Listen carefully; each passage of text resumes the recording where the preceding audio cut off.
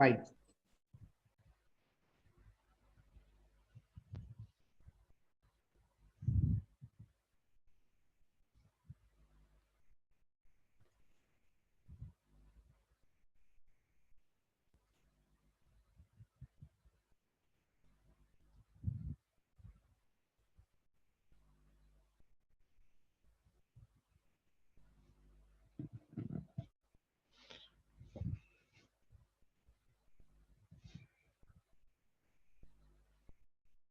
I'll start in a minute. Okay, maybe I think we can start because there are already hundreds participants are there.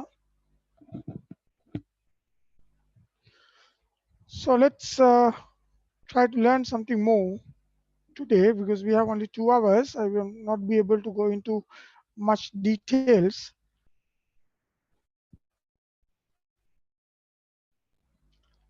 As usual, do you have some questions?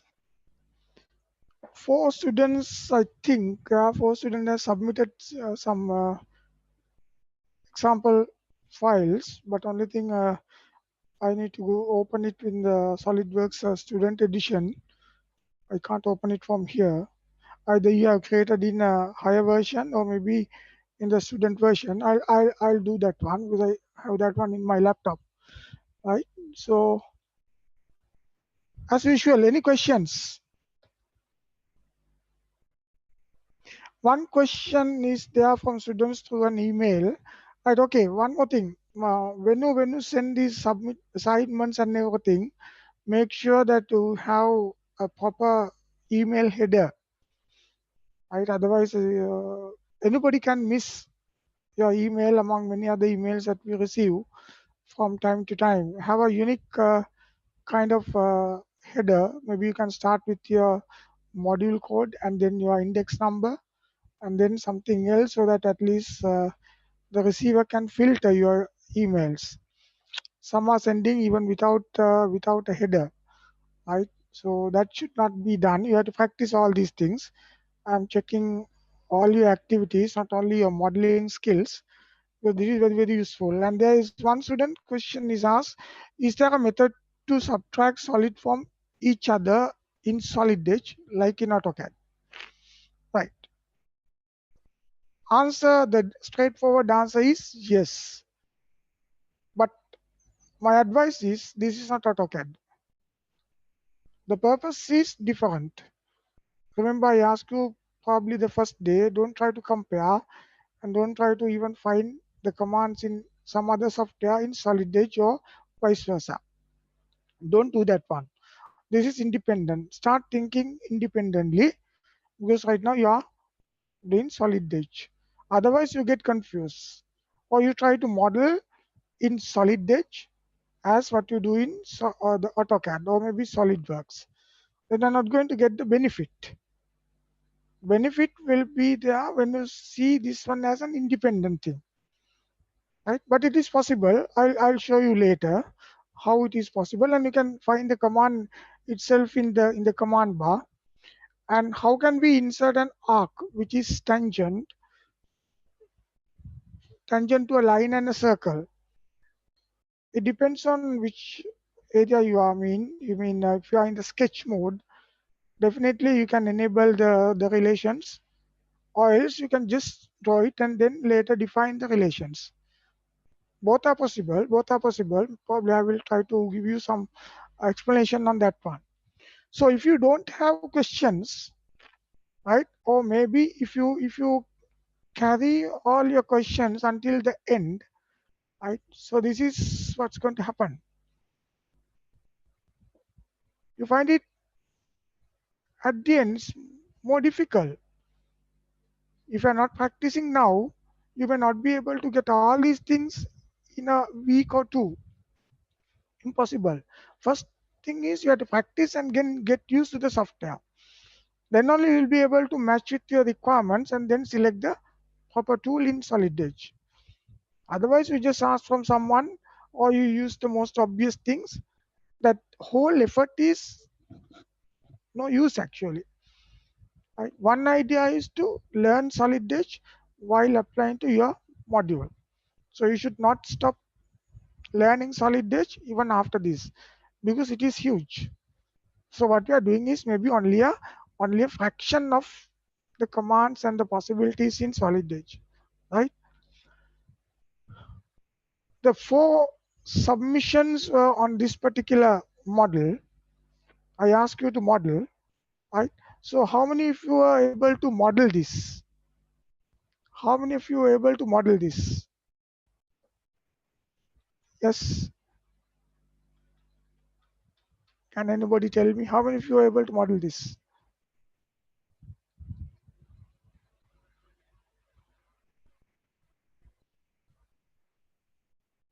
Can you answer quickly if you have done?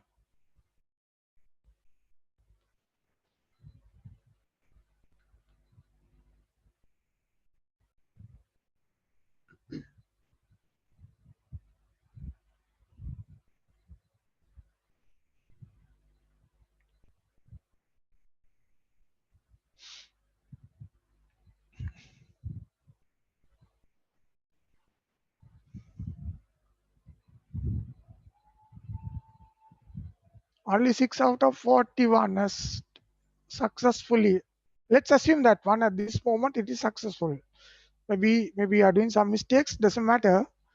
What I want you to do is try out. You see, out of all these things, only 12% out of 54, right? Only 11% has at least given attempt, and many says yes but couldn't finish. That's a problem, right? We need to understand. I need to understand, even in order to support you. I will arrange some other time to solve only your problems, right? Nothing else I'm going to discuss except answering your questions, but make sure that you prepare to answer questions, right? Almost 60%, and then including that one, you can say less than 10% has tried. That's not going to work. This way, this is not going to work. These are all simple models, very simple models, right? So you should be able to you should be able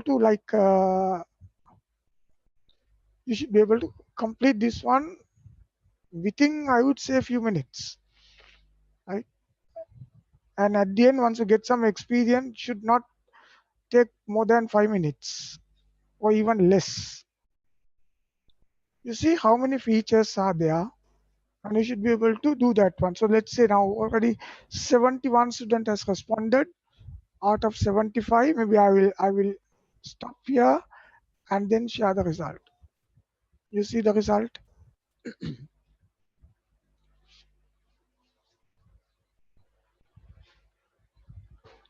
I can accept the last one, but I could not accept the second one. I can't, because that is 25% out of 72 students has not even given attempt. That should not be the that should not be the way, right? You should try. These are actually again very simple things. So of course, if you see that, what is the base feature? Before you decide what is the base feature, you have to identify the major features. The major and the minor features that are used specifically commonly across all software, and different software will identify them as differently. I will come to that one later. But for the time being, for you to understand, the two terms are good enough: major and the minor. First, you have to understand how many major features are there. What are major features? The functional features. And then you need to choose one from that, not from a minor feature, one from that as your base feature, right? So the base feature is closely related to the function that this particular part is going to do in an assembly, or it could be an isolated part, whatever it is. So that is how you develop your design intentions, not just blindly model this because the dimensions are given, or you can assume your own dimensions. I'll simply model this one. There are many like videos, even examples are all given. So they are not discussing the design intentions at all. maybe they have their own intentions, but they're not discussing them. Okay, that is sometimes difficult. But anyway, when you learn, you should have that one. Then only you become a kind of a professional user of any software, not just blindly using them. Right? Like a typist is doing his typing work, doesn't know what he is typing, but he or she can type very fast. Right? It should not be the way. Once you get used to the commands and other things, you'll be able to model this. Right? But this is not what we expect from the engineering students and finally engineers. Right? We need to go beyond that one. And if you have identified your major features, then when you are identifying the base feature, can there be more than one feature that could be considered as base feature? Right? Can there be more than one feature?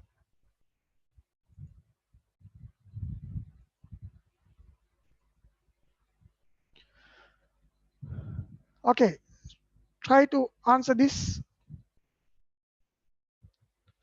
How many features are there that can be considered or taken as the base feature?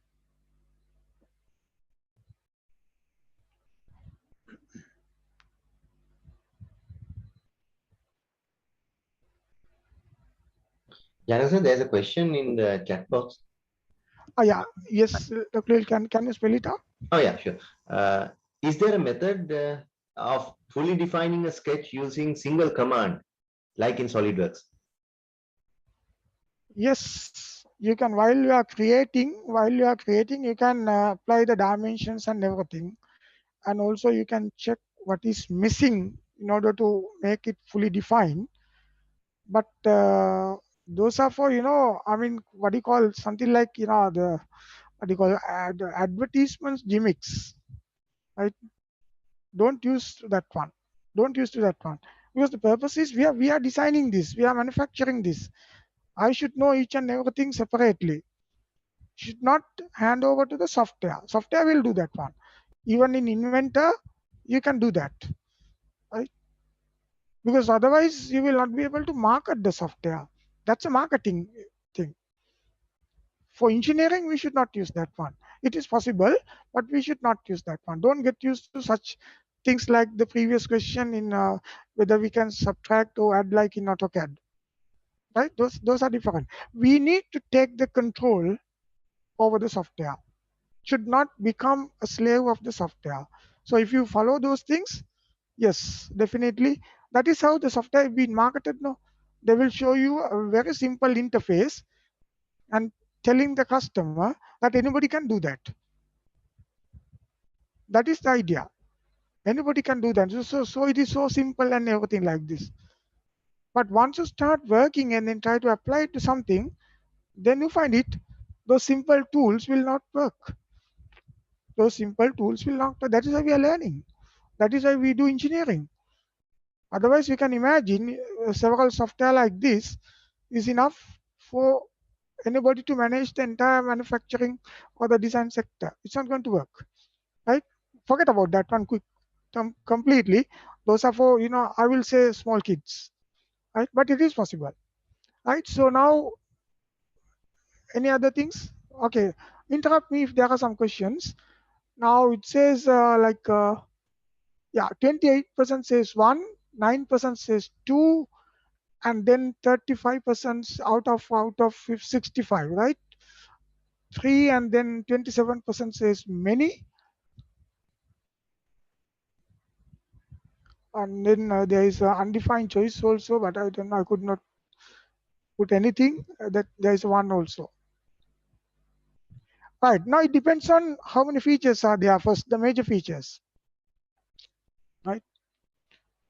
There are you can say three major features that will affect the functions. That will affect the functions. But out of those three, you can say two are most important. Another one is not that important. Now let me show you. I hope you can see my what do you call cursor. How do I get the cursor? Let me say. Can you see this? Now this particular part, the cylindrical part, and then the base, could be considered as major features. Maybe you can consider that support here that connects the cylindrical part and the base also as a major feature. And then you could consider these 4 holes also as major features, right? But they should give a least priority. The top priority is for the top one and the bottom one, base and the cylindrical part over there. It's not only the cylinder with the hole. Otherwise, there is no use of that one. Right? And then part in the middle used to connect the two important parts. Used to connect the two important parts. Why do I say so? I need the base, I need the top cylindrical part with the hole, and then the connection depending on the strength requirement, the flexibility requirement, the stiffness requirement, so whatever it is, the weight requirement and everything, I can change that one. Maybe I can just have a small like a pole here, small thing connecting the top and the bottom, so that I should be able to control it. If I consider the middle part like a web here as the major feature or the base feature, then everything depends on that. Everything depends on that. You have to identify the function of this. Now, how do I say? Now, for example, you can consider this flat thing as a base feature. Why? Because you are going to use this part and then mount it on some other part using the base and the 4 holes given. There may be 4 studs coming out of that one. So that my major reference is the base. And then I'm going to mount some shaft or something else in the horizontal part. That is why, or that is how I consider the base as the bottom one as the base feature, right? And then this one, the whole unit can hang on a shaft, maybe a horizontal shaft or vertical shaft or shaft at an angle. A shaft is going through this hole. So I'm going to use that shaft which is fixed, which is maybe on a different assembly. I'm going to mount this one onto that shaft and then hang something at the bottom. That is after that.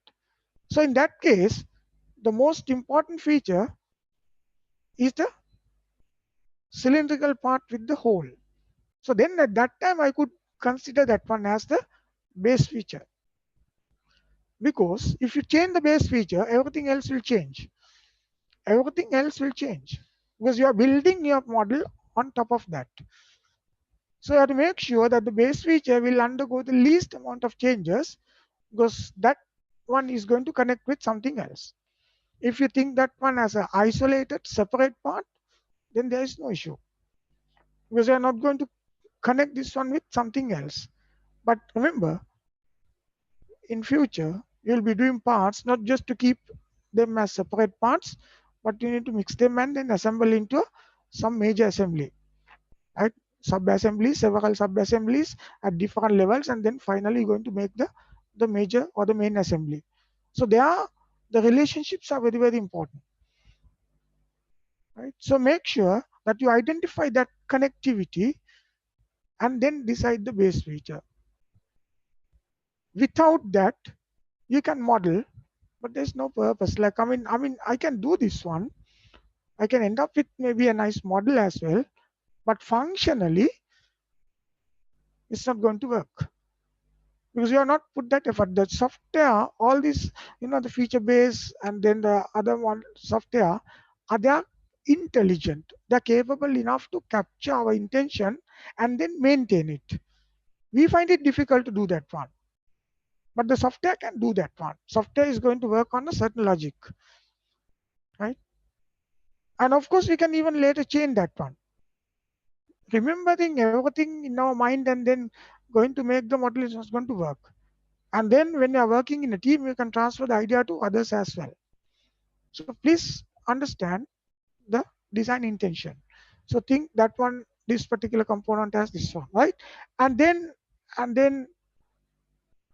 so this is the result of the last question, right? I would say many, for example, the what do you call this? The holes cannot be taken as a base feature, and then fillets cannot be taken as base features, right? There are many fillets. Some are just to remove the sharpness, some are purposely kept, right? Those things cannot be taken as what you call the base feature. And in my opinion, the middle part, the web that connects the cylindrical part and the rectangular part, is also not suitable for a base feature, because what function that is going to perform? It looks like that it has been used to connect the two components, and then some material has been removed, right? Maybe to reduce the weight. That's the only purpose. That's the only purpose. But it will not stay as a influential feature in the whole assembly. So don't consider that one. So my answer would be for this one, 2, right? One is the base, just the flat thing, right? Maybe no fillets, no holes, just the flat rectangular thing, and also the top one, cylinder with a hole. Not the cylinder, cylinder with a hole.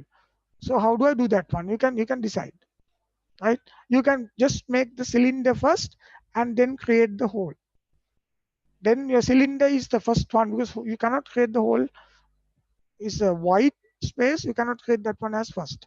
So then the cylinder becomes the major feature. Cylinder means the outside one, right? Now, I mean, you should be able to put something in. Hole is the major feature. So that means you have to model, say, the both. Right? I mean, there are different ways that you can approach, and then you can, model. The thing is, you have to identify this. What are my requirements? What are my intentions? And then model. Don't just model blindly, like feature by feature, the part by part. It should not be the way. So then we will go ahead with this one. You should have identified your design intentions. So next time when you send me something, just attach a text file to this one, or you can put that one in the email body itself, your design intentions. So against the design intention, I can check your model. Otherwise, there is no use. I mean, I can give you some comments that will be longer. I need to identify on what are your intentions, what were your intentions when you want to model this that particular way, right? And then what is the dimension scheme followed? Do you have a dimension scheme? What is it, and why do you decide it so? So in your design project, for each and every component, you have to have this. Some components may be not that critical, but for some it is very important. So you need to have that practice. How do I decide what dimensions are important in my particular product? What tolerances will be important? Because I'm going to explain you how to produce even the drawings with tolerances and everything. How to manufacture this? All these things will be important. For that, your dimension scheme is very, very important. You cannot just dimension as a 2D drawing. Remember, those days the manual drawing was done after completing the detailed design work. It's all finalized, and I'm not going to go back. If that is the case, if you're handling a case like this, then the dimension scheme would not be that much important. But when you start something from the very beginning, from the concept, from the idea, just an idea, you can start creating model in the software, and then you carry forward. Then maybe many times you need to go back and then change something. There, dimension scheme, your flexibility, and everything is very, very important. Right? So whatever comes to you, you should be able to handle based on the requirement, right? Based on the requirement, and which method is used, whether you have used ordered or synchronous. If you have used ordered, then okay, then you can try with the synchronous. or when you use the synchronous, then we can use the ordered. Practice, you might fail, doesn't matter, right? So that what is important is that one. And then we did this one, right? We discussed, I think, in detail about this particular part as an ordered model. Now it's your part to try this one out as a synchronous model. Try to identify the difference, but concentrate more on ordered modeling at the same time synchronous modeling. Remember, again, like two different software. I don't try to see what you get in ordered modeling in the synchronous modeling. Don't try to compare. Compare can be done outside your work, right? Try to do this one and identify which one is easy, maybe to model, convenience, and which one will give me my desired intentions. Which one is easy to modify, the flexibility, how easy and all these things. Then you are going to, you know, I mean, acquire more and more knowledge. And, and this one too, we did discuss about this one. Why should you try this one? Again, get used to the software. Get used to the software. There are many things that you're going to learn by modeling these things, because you can do it as what you call the ordered model, and then you try to do it in a synchronous model as well, right? There are many other techniques as well. Might be you find it easy, bit hard, or whatever it is, but I'm sure if you practice continuously with those things in your mind, it might be so simple. You need to reach that level. You need to reach that level. Don't do it with a lot of effort every day. Right? If you do it for say 2 weeks, or maybe if you do it for 4 weeks, you need to feel more comfortable in the software. The more you use, the more you feel comfortable. Then only you feel like working on that one. If it is the other way around, you will never continue, and you will never be able to face the challenges in the industry. Right? So this is just one software. My advice, if possible, this is possible, right? I'm not telling you something that you can't do it. Possible. You can try the other softwares as well. So then you see get the feeling.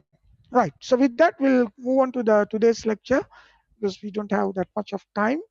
So for today, we'll discuss more about sketches. Now you might be wondering what else that we need to discuss about the sketches. A sketch is just a sketch, right? And then more about modeling tools. I'll give you some kind of a introduction to some other modeling tools so that you can compare. At the beginning, maybe 2 weeks back or maybe the last week, I told you that extrude command and the cut command both, right? Protrusion and the cut command, and then little bit of revolve command will help you to finish your project. Will help you to finish your project. That's possible. So that is how some students have performed in the last year. They started modeling and everything in the last few weeks before the deadline, and they end up with matchbox shape, what you call these gearboxes. Sometimes impossible to assemble, impossible to manufacture. If someone sees that one, they're going to maybe not on to your face, but they will laugh internally. Don't do that, right? Because maybe they can't do it, but at least they have seen someone else doing that one, right? So it's usual, the nature, human nature, right? So practice this one. Identify what are the different tools available, ingredients available. How do I control them? How do I use them? Right? It is something like if you take the vegetable cutting and chopping, right? You can't cut all vegetables in the same manner. There are different ways of doing this one.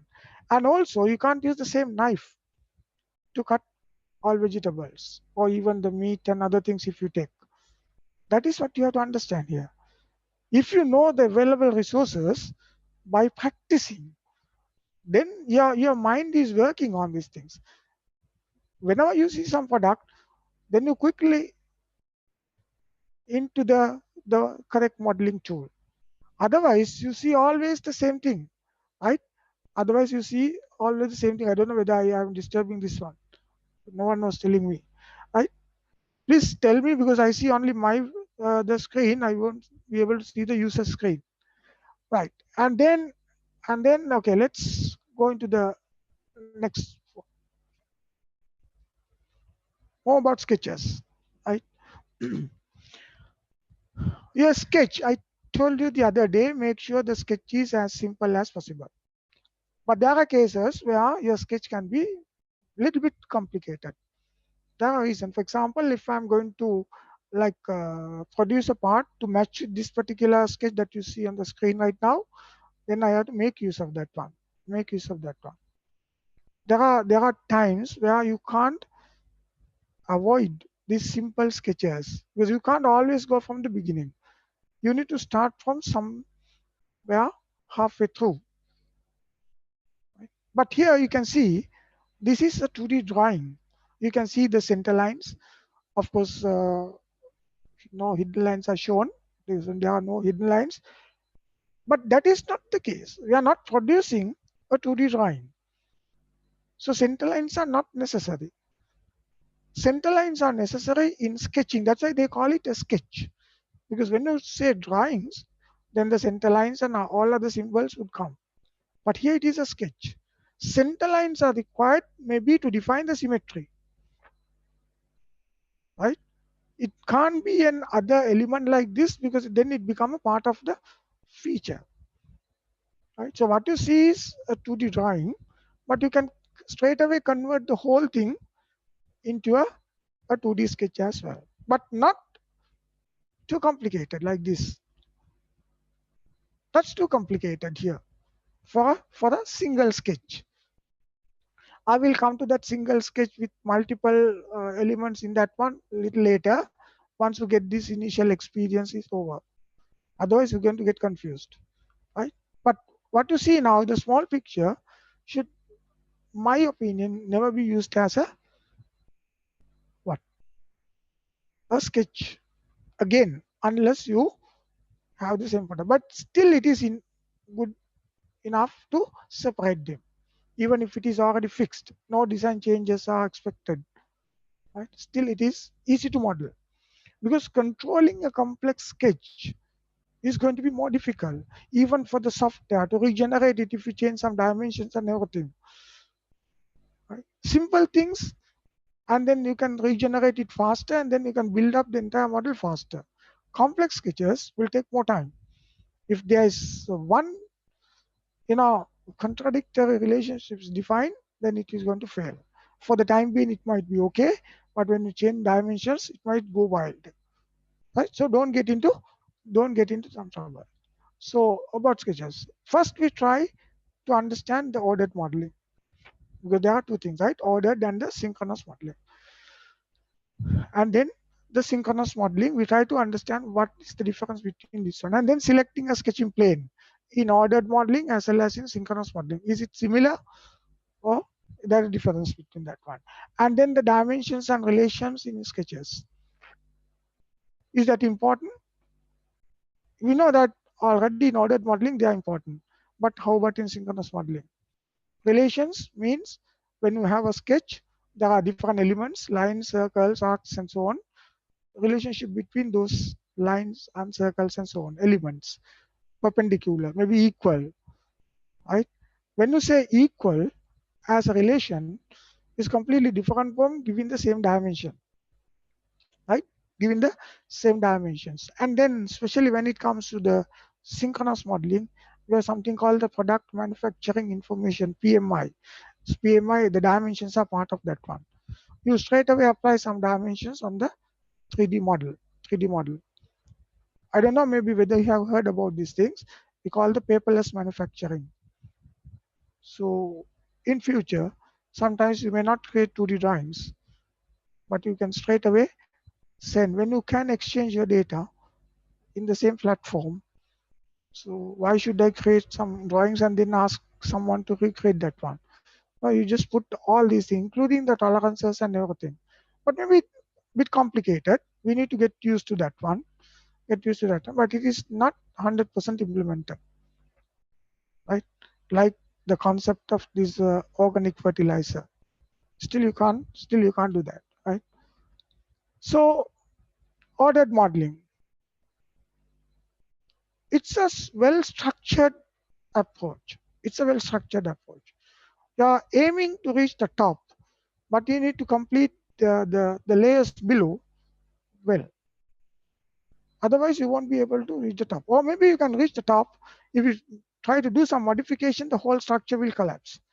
Why I have used this pyramid shape is to give you that message. The base is more strong and stable.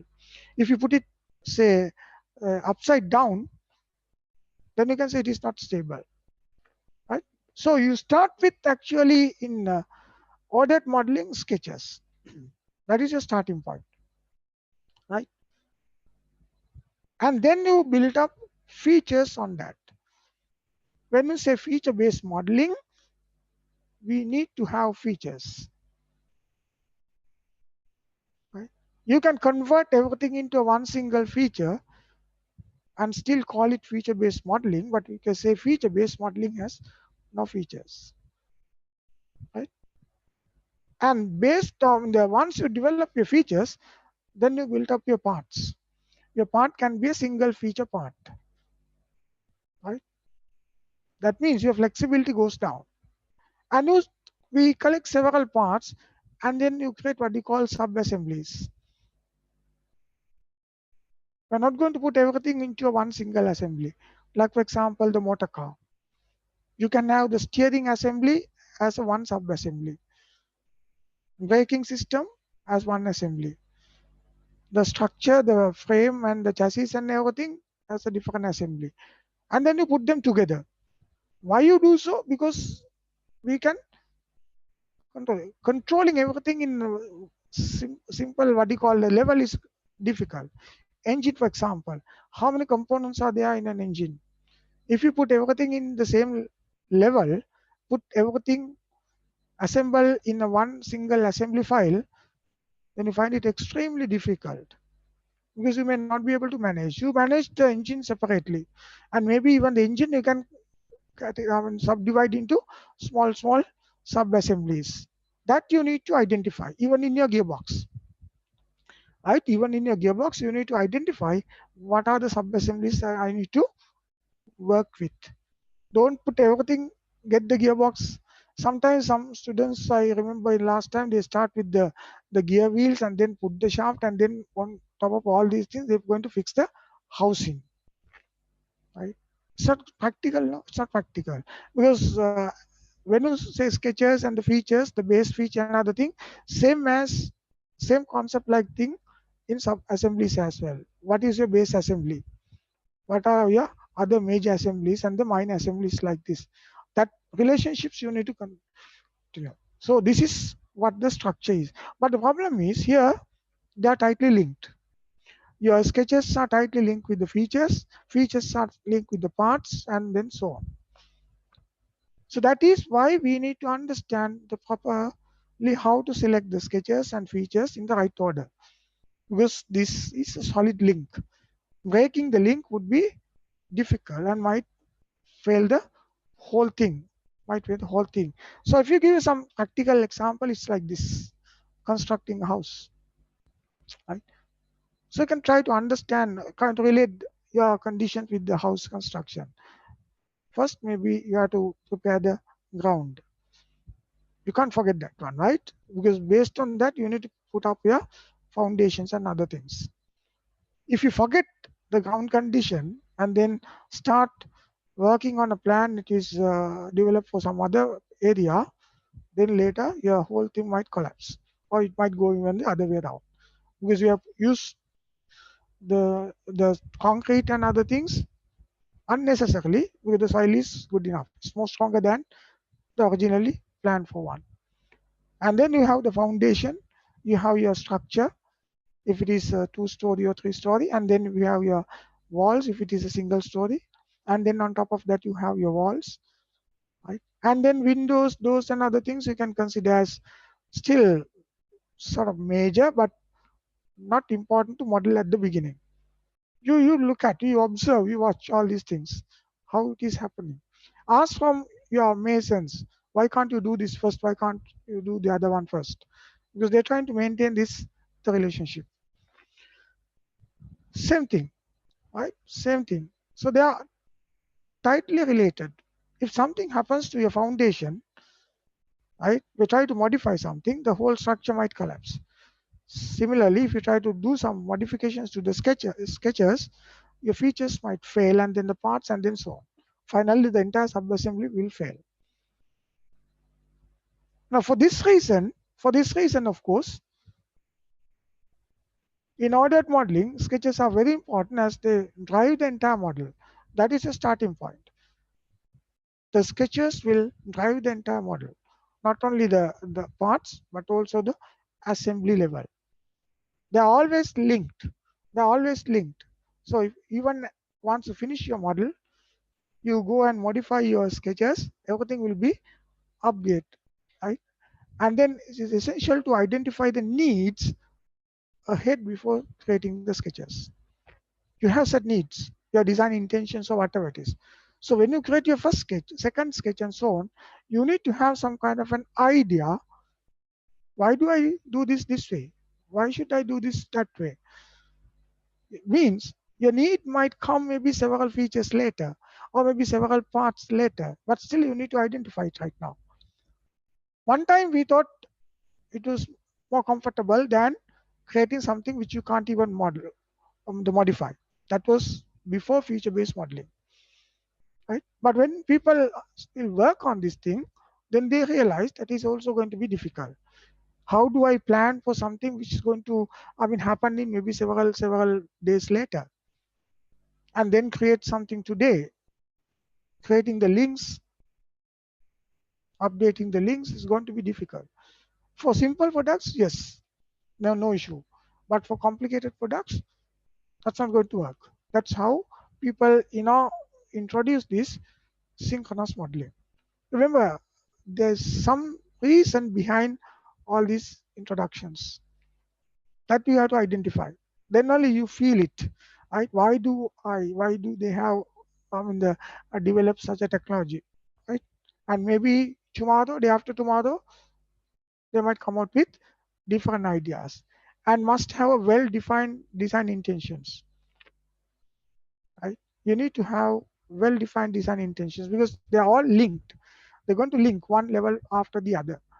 Without that, if you model this and then you try to modify this later, that's going to fail. And the proper coordination is a must among team members for complicated products. Now, your part is only a single user product. But in case where you're working in a team and you are developing even more complicated products, the entire team should work with the same frequency. We should understand each other's design intentions. Or in the other hand, you should be able to go and join a team. My personal attitudes, experiences, or whatever it is might affect. So in that case, sometimes you may not be able to get a chance to join a reputed organization. They will not only check your transcript, they will not check your academic records and everything. If you can't work in a team, you will not be recruited.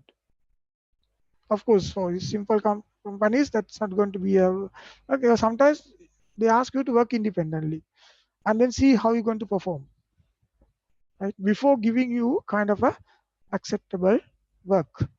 So practice that one also. It's also important, right? You need to communicate, and then the dimensions and the relations play a key role. It's a dimension driven. We call the feature based and parametric. It's a dimension driven model. Even in synchronous modeling, dimensions will play a key role. Relations, but the relations are different, right? So this is what we want to know. And then the extended the relations can be defined through variables. Variable is going to be very useful thing in modeling. In SolidWorks, its terms as different, right? But here we're going to use, say, for example, even we can use Excel sheets to do some calculations.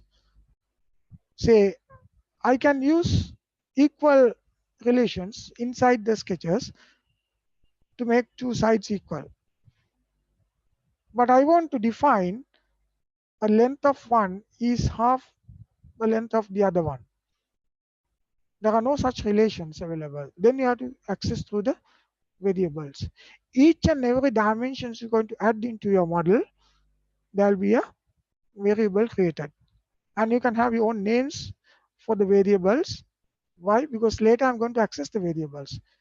If you accept the defaults like part 1, feature 1, protrusion 1, cut 1, something like this, you're not going to take that one into serious consideration, then you find it difficult. Because by the time it comes, you find it difficult. So start practicing all these things, then they become kind of a habit, right? So we can definitely in the gearbox, we need to use variables. Say for example, you model a gear wheel. Starting from next week, I'm going to concentrate on the gearbox design, right? So the gear wheel, for example, the number of teeth and everything. So you model this one. Maybe with difficulty you can do that one, but it is fixed. For some reason you need to change the gear ratio. The number of teeth will vary, change, either reduce or increase. Now how do I do that? Now I should be able to change only one parameter, one variable called the number of teeth, and then still see the model updated. If I start to model it again from the beginning, the way that you have applied your dimensions and everything, then it's not going to work. Right? Not only that one, when you change the gear ratio, not only in one mesh, but also in the other mesh. Your gear ratio can be a kind of a decimal number, but calculating that one to third, fourth decimal places, you need to think, is it useful? Because at the end, the final gear ratio, the gear ratio will be decided by the number of teeth. You cannot have half number of teeth or quarter number of teeth. It has to be an integer. So the division of two integers finally will decide what the gear ratio would be. So your calculated gear ratio and the practical gear ratio could be different. Please understand that. Some students, they don't consider this. Right? When you see that the number of teeth is going to vary at least by one, means the diameter will change. When you say the diameter is changed, they're going to change the center distance between two what you call the shafts of a single mesh. If the center distance is not the same for the other mesh, which also in the same two shafts, then you can't assemble the gearbox. You can't manufacture, right? So that is why it is all these things important. And each dimension can be assigned with a unique name, like a variable. Right? It is automatically assigned by the software, but later you can change if you want a unique name. Remember, in the entire model. Right? So when you want to work between parts or between assemblies, then these unique names are going to be very important. Otherwise, you see the same name appearing in 2-3 different places. Right? You get confused. Right? Again, in ordered modeling, you see, for example, this particular thing. I'm inside the sketch, right? And some dimensions are in red color, right? And then there is one dimension in cyan color. Why is that? If you read this carefully, the drawing, you can see that dimension is not necessary. Or else you can remove one of these 15 dimensions or maybe the 65 and keep 35 on. This is an additional dimension. This is an additional dimension. If you put that one, once your sketch become fully defined, then this will become a reference dimension. Or not driving dimension, a driven dimension. What do you mean by driven? The value will be changed when you change the driving dimensions, like in the red color. Right? You can change that one. 35, of course, you can change, but in SolidWorks and some other software, they will not allow you to change. But here it will allow you to change and then underline the text saying that this is not according to a scale. It can be different scale. That's a kind of the message that we're going to get. But we have to make sure that when you see an underline below the number, that means it's not to the full scale, whereas the other dimensions are to the full scale. So you can't use that one as a value for manufacturing, right? Now here you can say it's fully defined sketches with dimension scheme and relations. You can see these plus signs and square things, other things, those are called the relations to achieve the design intention. Here you can see if you click on this the 15 millimeter diameter to change, this is what you're going to see. 15, you can say to the next of that one, you have a padlock with lock position. Means it's a what? Driving dimension. You can change. Lock means it is not that, I mean, you can't change, but the software cannot change. Software cannot change without asking. It's something like if I change something, some other diameter, can the software change this 15 diameter to adjust that one? No, it can't. The user can change that one. That is what you mean by this lock dimension or the driving dimensions. Whereas this 35, right? Whereas this 35 we call the driving dimension. Whereas this 35 is a driven dimension. If you change that 15 to say 10, keeping the other dimensions as it is, then this would become what? 40. It happens automatically. So that is why it says unlock symbol is there. You can still change that 135 to 105, but it is not going to affect the model, except that underline will come just below this one. And the relations you can see, horizontal relation, vertical relations, the coincide, the square like thing, the relations. In ordered modeling, all these things are important, right? This is your ordered modeling, a sketch, so everything is important. How to define, because it's going to drive your feature after that, and then your part, and then entire assembly and so on, right? Locked and unlocked dimensions are distinguished by the color, right? You can change this color. I couldn't see the red color one, but in the drawing interface you can change, right? Some of the things you can modify when you go to the customization part. I'll come to that one little later, right? So this 35, just to give you kind of an immediate kind of an indication, appearance that it is not a locked dimension or an unlocked dimension, right? And then the variables you can see, I'm just going to show you the interface, right? Here you can see the variable name given by the software, or you can change it, and you can even relate to a formula. You can see, you can use maybe another variable. Say for example, there is V984, and the formula space I can type is equal to 2 times V984, right? 2 times V984. But try to achieve your what you call intentions and other things in a straightforward manner, because some students try to use all equations. Equations are not like straight away visible. Someone need to open this one and check. And when you have large number of equations, that's going to be a problem. And also, if you see in SolidWorks like environment, so for example, if you use a variable that appears at the bottom of the list, and it's going to affect one in the top, the recursion will occur, right? It will keep on updating, never stop. It will keep on updating, never stop, right? You can check this one even in Excel. If you refer to the same cell that's going to change the previous one that I'm used for the calculations, then it's not going to work, right? So that also you need to identify. And you can see some of the things are already locked and the unlocked thing. That V1520 is the one that for the 35. You can see the value, which is unlocked. This is unlocked. These are all locked. Locked means you can change, but the software cannot change when you change some other dimensions.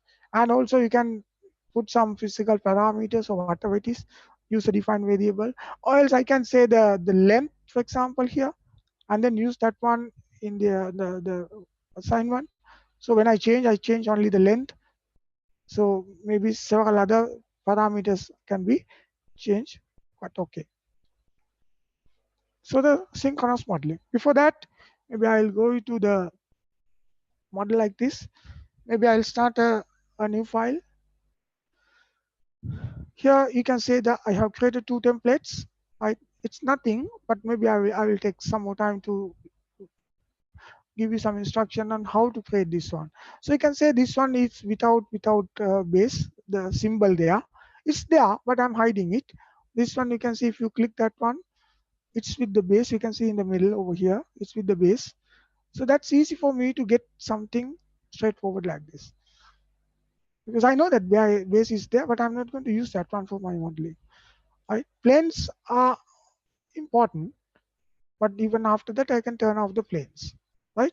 But anyway, you can use this interface to control the base. Base is still there, but what I have done is I have created a template by hiding them, so that your repetitive work might be more comfortable.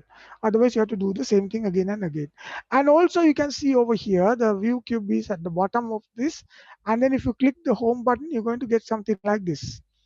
But when you open, you got something else. Sometimes this view is not going to give you kind of a nice picture on the screen. There are 2 other things. We don't discuss them in manual drawing classes. ISO means the equal, right? And then we have even a diametric, 2 are equal. Not yes, and the third one is nothing is equal. So if you click here, and then you go to the diametric view, and this is the trimetric view. None of the sides are equal. They're different. Here, 2 sides are equal. ISO means all 3 sides are equal, right? And I have added these 2 commands to the ribbon for my convenience. Otherwise, I need to go there, say view, and then say, for example, you are usually a home, right? I put that one over there. But this is where most of the time you'll be. And then if you want to change, you're going to go to view menu and then select here. You can see all these things are there.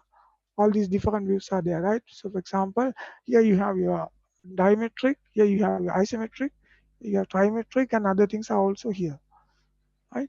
But that's going to be some time consuming, right? So that is why I put that one over there. So likewise, you can create your own things for customization, right? That is how you speed up your work. So my part is to sketch.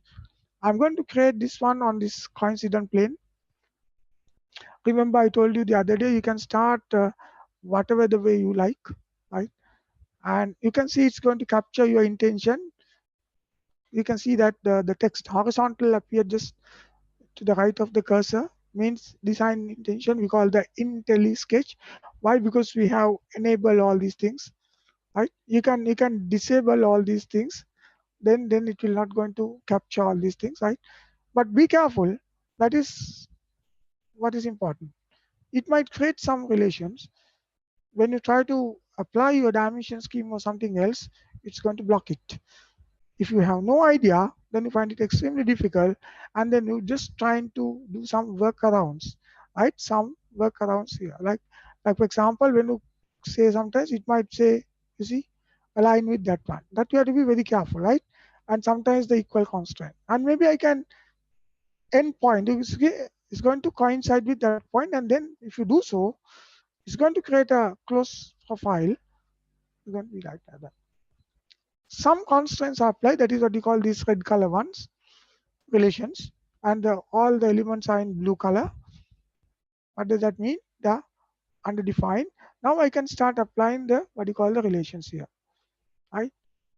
So for example, I want to coincide, for example, connect. Maybe this point, you see the endpoint. You can right click and see how many endpoints are there. You can see there is another point and 2 points, right? Why do they display like this? Because it is important, it is critical. If you select the endpoint of the first line or the line above, may be different from than selecting the endpoint of the other one. Or sometimes maybe the same because both points are coincide.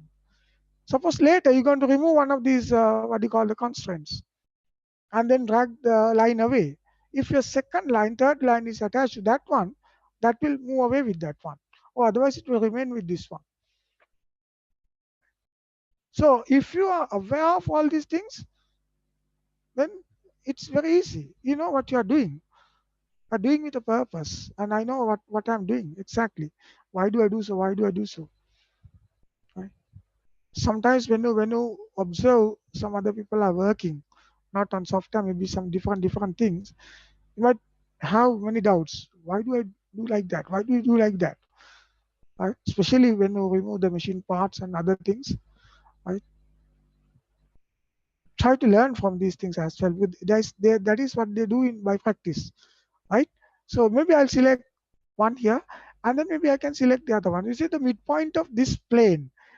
Actually, I'm selecting only the midpoint of that plane, right? And right click and you can say there's a midpoint of the other one as well. You see the vertical one as well. My coordinate system is not there. You can try to display that one, and you can see over here how close should I move the mouse to pick or snap onto that point, right? And then also the number of milliseconds the software is going to wait until it's going to give me this option like this, for example. Right? Maybe I cancel this. It's going to pick this one, but if I wait, that mouse right click symbol and the three dots will appear. Right? So you can decide. Right? You can decide. And then I can click here. Remember, I'm going to select the vertical midpoint, which is actually a plane like this. It's going to be there. Right? I cannot change the two lines over there. Right? You can try whether you can. You see, you cannot even select this because they belongs to the parent, not the sketch or the child. Now I'm going to make sure vertical and horizontal, for example. I want to make sure this is vertical. Or I have another option. I can click on this point and then click on this line and they coincide. So then by any chance, if I change the angle of this particular plane over here, the line will also change, right? But for that, what I need is a vertical. Vertical is independent of any other thing.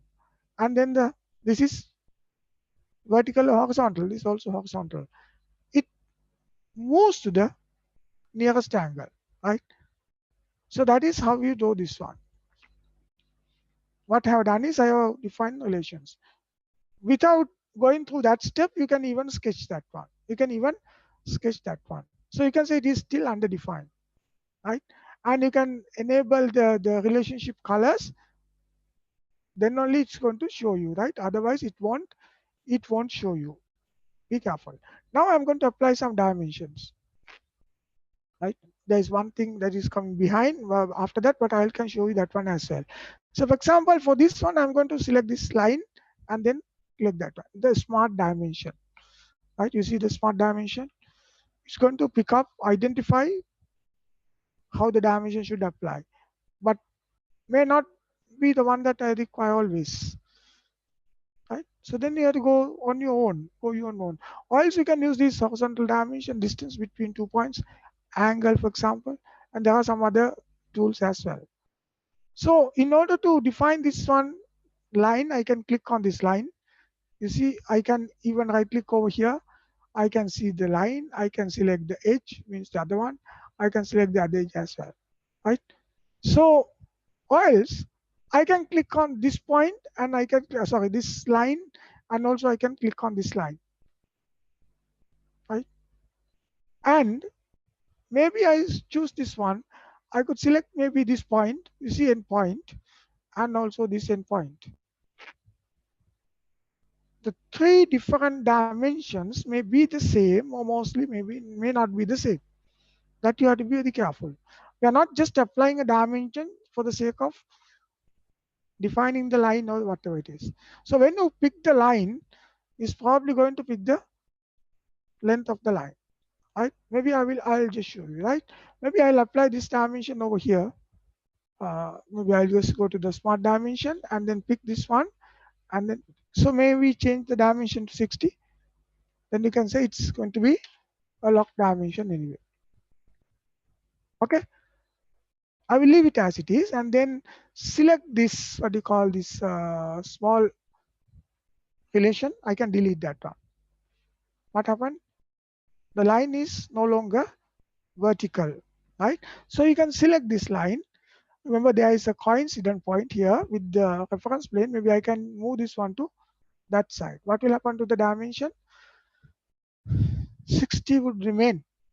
So it's not the length of the line, you can see here.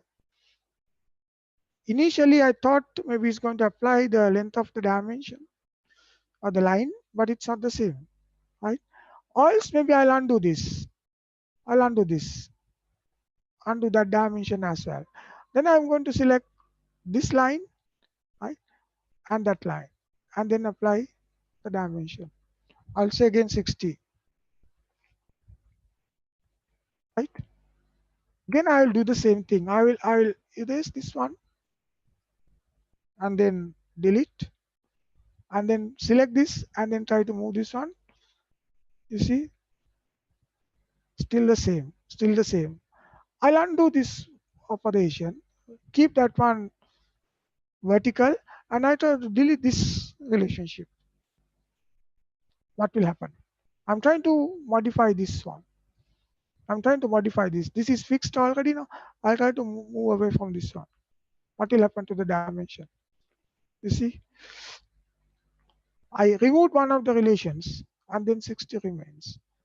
Right? So if I try to modify this, you see what's going to happen. Maybe I'll show you the last one. Just going to give you kind of an idea, right? So this is also not there. I'm going to remove that one and then going to apply a dimension from this point. I'll say from this endpoint, right? And also I'll say from this endpoint. I'll say again 60.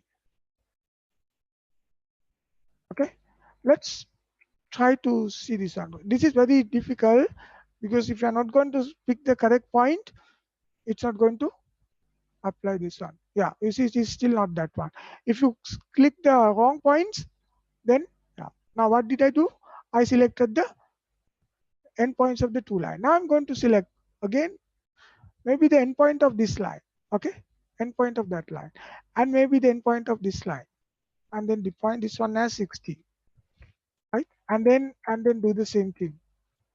Remove this, click here, and then drag this one. Still same. You can try to apply the same thing for a line on this side. Right? I'll do that one. I'll do this one. Now again, this time from point to point. Maybe I'll say from this endpoint and to maybe this endpoint, and then I apply this one. Maybe something like 25. Then I try to remove this, select this, and then try to modify this. Right? Still the same. Maybe let me try to define it in the other way around. I'll try. Point to point, maybe I'll try to take the endpoint of this one and maybe the endpoint of the other one and then apply the dimension. Again, I'll say 25, right? And then try to remove this one. Select this one. Is it always happening vertical? Because you see now when you apply the dimension, right? Okay, I'll show you over here. Okay, here you see the option here, horizontal and vertical. The dimension, whatever that you pick, is going to be a vertical or horizontal dimension, right? I'll undo this, right? And then I click on the dimension. I'll say here by 2 points, right? By 2 points. Maybe I'll click on the, say for example, maybe this line, endpoint. You see, it's not going to pick automatically the endpoint, even when I come closer. So maybe I'll just pick the 2 points over here and then the other endpoint over here. So try to make it 25. Remember, it's by 2 points, right? It's by 2 points. I'll try to remove this. You see what happened? You see what happened? There are a lot of things behind this simple sketch, right? I didn't see a single video or something, even in books, explains going into that detail. I'm just giving you kind of an indication. Why? Because sketches and the dimensions are very important for ordered modeling, right? So if you do like this accidentally, then your model will change. The 25 will maintain like that. Identify your requirements and then choose accordingly. Don't apply whatever the defaults are given by the software. There's always a difference, right? There's always a difference. So that is what I wanted to show you. And also the variables, for example, I have only two what you call dimensions here, right? And then if you just say, for example, double click here, right? And then not single click, you can see that the variable is going to appear over here, right? You see over there. Switch slow down, wait for a while.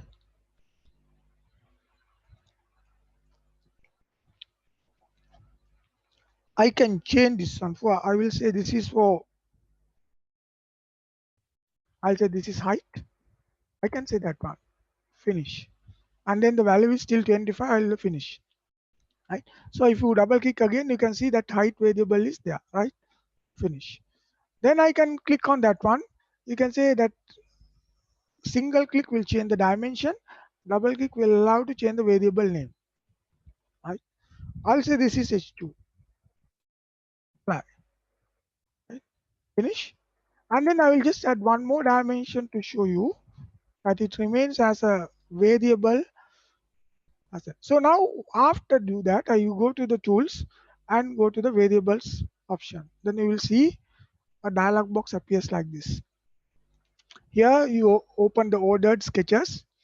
You can say H2 is there, height is there, which I have defined. Other one is the default name assigned by the software. And I can change these values over here if you want. I can make it 70, 80 or whatever it is. I 25 height. Maybe I can write down the formula here. So for example, maybe I'll say equal, say how much is H2? H2 divided by say 3, I can enter. So it has changed to 20. Can you see now? Changed to 20. So if you go there now, you see this 20 has changed its color, right? If you try to change this one, you can't. You can change only the formula, but not the value. But if you change here 60 to 80, what did I put? I put 90. You can see it easily now. So that become 30. So likewise, you can drive the entire sketch by set of formulas as well, going beyond the usual relations, equal, perpendicular, and so on like this. Okay. So that is what I wanted to highlight in the ordered modeling sketches. Why? Because the sketches are of prime importance in the ordered modeling. Right. So let's go to the synchronous modeling. Again, kind of things for you to understand the concept behind this. The sketches in the synchronous modeling are something like the scaffolding that we use in constructions or the ladders or whatever it is. When you do some construction work, we need these supports, but they are not really part of your end product. You have your product at the end, could be the same whether it is feature, I mean the ordered modeling or the synchronous modeling, but here it's not going to work like this. It's only a platform, it's only a structure.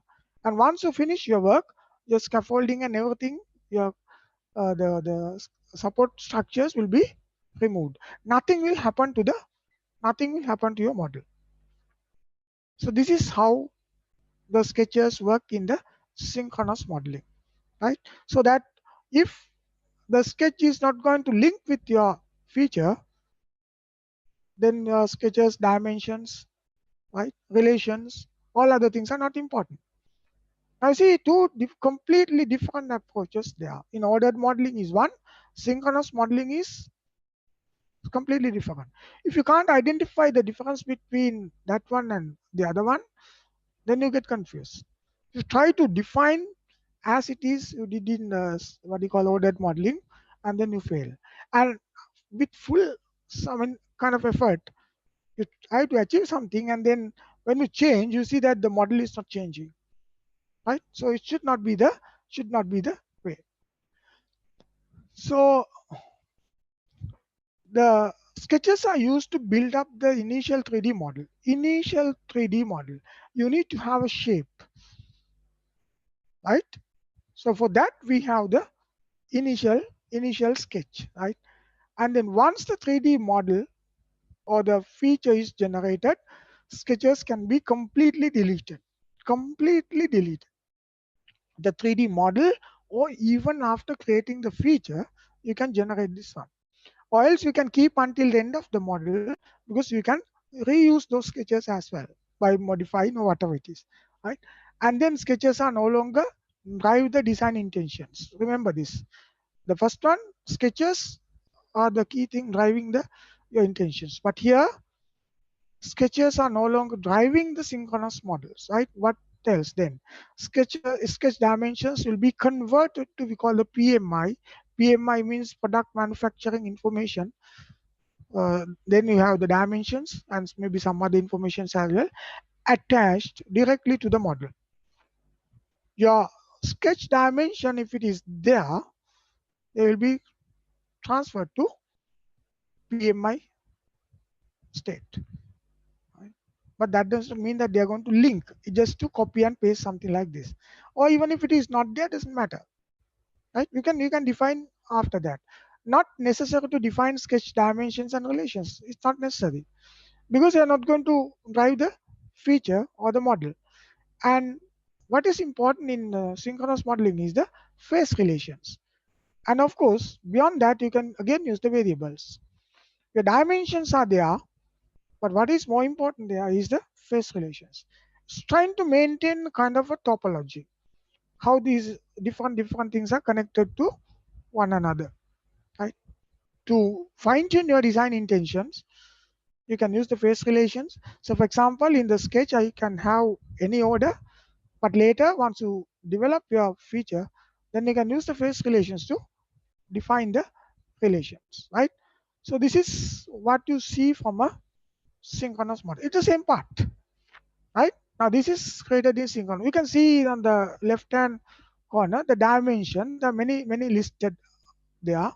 Linear 1, linear 2, linear 3 like this. Again, something similar to variables. You can change your name, right? You can change its name and everything like this. The linear one you could change as length or width or whatever it is. Maybe useful when you're writing the equations and other things. And look at the synchronous modeling tab or the tab bar there. And after that, you have two features. Here we have only two features. You know what the two features are. And after that, we have used sketches. Used means the first sketch I might have used to generate the first feature, and they're going to separate it. And then the sketch 6, again, maybe do the second one. They're separate, not built into that one. And then the dimensions, what you see over there is the PMI dimensions you can see over there. Now you can delete this one and then apply something else. And also you can see there are two dimension versions, right? One on the bottom left hand and then one on the top right hand corner. Watch carefully. One is locked. Look at the color, it is red color. And the other one is unlocked, which is 60 millimeters, but in blue color. So that does not mean they are driven and driving dimensions, right? Of course, the 90 will kept as a fixed value because it is in red color. In a way, it's going to be a driving. The other one is also driving, but only thing the software can change it. Software can change it, right? And apart from that, you can see just below the text box where the number is present, the value is present for the dimension, there are three arrows, green color three arrows. In the one in the left hand side, the middle one is selected. One in the top is the right hand one selected. It means if I change this 60, say for example, to 70, it will modify the model into the direction of the arrow. There can be two directions. There can be two directions, right? And in the bottom left hand corner, it's in the middle. So if I change this 90 to say 100, it will update to both sides, maintaining the symmetry. That also you have to understand. Otherwise, your synchronous model will fail because it is no longer carrying the relationships that you defined in your sketch into this model. This is different set. And also one in the bottom right hand corner, I want to show you something else as well. You can see the dimension text is different. One side you have an arrow, other one you have a kind of a dot. Right? The other day I told you that you need to have give your attention to the entire screen. These are minor things which you're going to forget or maybe miss. So that indicates that if I change this 12, it's going to move into the downward direction. If you go to the other side, then that red arrow will move on to the other side. Okay? Or else if you want to keep this one fixed so that the software cannot change this one, lock that one. Lock that one, right? So if I just go there and then maybe say finish this, I think I showed you something the other day. Maybe I'll start a new file. Right? Say I go to a new file. Maybe I go to this one. This I'll choose the same thing. You see now it comes in what you call the ordered modeling by default. You can change this one. I can right click and then change to synchronous. The menu bar, what you call the ribbon, will change all of a sudden. All these things are disabled, but you can create simple boxes, cylinders, and other things. Whereas in this one, you see it is all different. Right? Extrude is enabled, revolve is enabled. Right? So let me go back to this one. So what do? I do this, say for example, I want to make a rectangle or maybe let's say line. It's not easy like in this one because you're not going to select a sketching plane or whatever it is. But when you move your cursor to that one, it's going to sketch on this, what you call plane. But this is not the place I want to sketch, maybe somewhere here. What happened? Then the line will switch to the other plane or the active plane will be changed. But I want to sketch somewhere here, but not on this plane, but on the other plane. So then I press the function key F3, or I can take the cursor over there and then lock the plane. You see, lock. Then that will remain as it is. Now, even if you move the cursor, lock plane, and then you can go into the button, the status bar, you can say sketch view. I can click on that one. You're going to get the sketch view. Right? So I'm going to define in a more simple manner, right? Maybe a line. So for example, maybe it's not even vertical. Right? Enter and then I can continue to the other one. I'm going to have it something like this. Maybe this is horizontal, doesn't matter. Right? Say maybe like this. Right? You see now I'm going to sketch. Not even with a something like this. Maybe like this. I'll just keep the one, maybe even like this. Doesn't matter. Right? And then finish. Just a sketch. No dimensions. Accidentally created two relations are there. I can even delete that one. Right? Then you can see immediately the extrude command is active. Right? Extrude command is active. You can see over there. Right? Or I can create some regions over that. Right? So that which are in like in here, I can create regions and then create extrude command. Now just select this one. Right? You see, it's going to select the face. You see, there are many things. You can select the chain, face, and then I just select this one. Maybe you can't see that one when it is in that angle. I can see that. Right? Just click on that one, and then just right click. Now here it says the extent type. Remember the other one, the extent type, finite extent, or you can make it to symmetric. Is go to both sides, right? I can just leave it as is because it's a kind of a symmetric condition that we're going to assume. And look at the dimension. I put this only the 75 in this one, and other dimensions are not there. Can you see? It's only this one. If you go to now here, you have the PMI, and you go there and you don't see the PMI, right? You don't see the PMI. Okay, maybe let's try to even extrude this one. I extrude. This is remember in the ordered modeling, right? So I select from the sketches sketch. I select and then say accept and then say into one side, doesn't matter, and then finish. Say cancel. You can see that the PMI thing will not be there, right? Now if I double click this one, maybe I have applied some dimensions here. You can see over there, which is 56.95. Right? But I can apply dimensions over here, right? Maybe this one or the other one, I can easily apply. It will give me the same dimension. But you can see that PMI thing will appear over there. But only thing is you can see the color is different, right?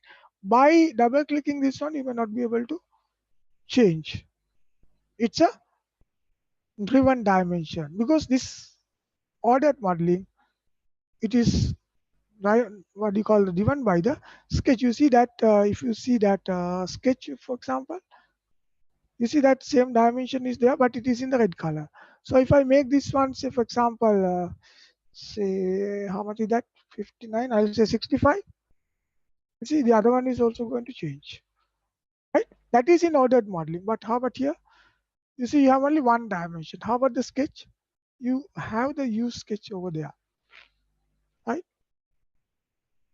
If I have some dimension with the sketch, then it will be transferred to this one.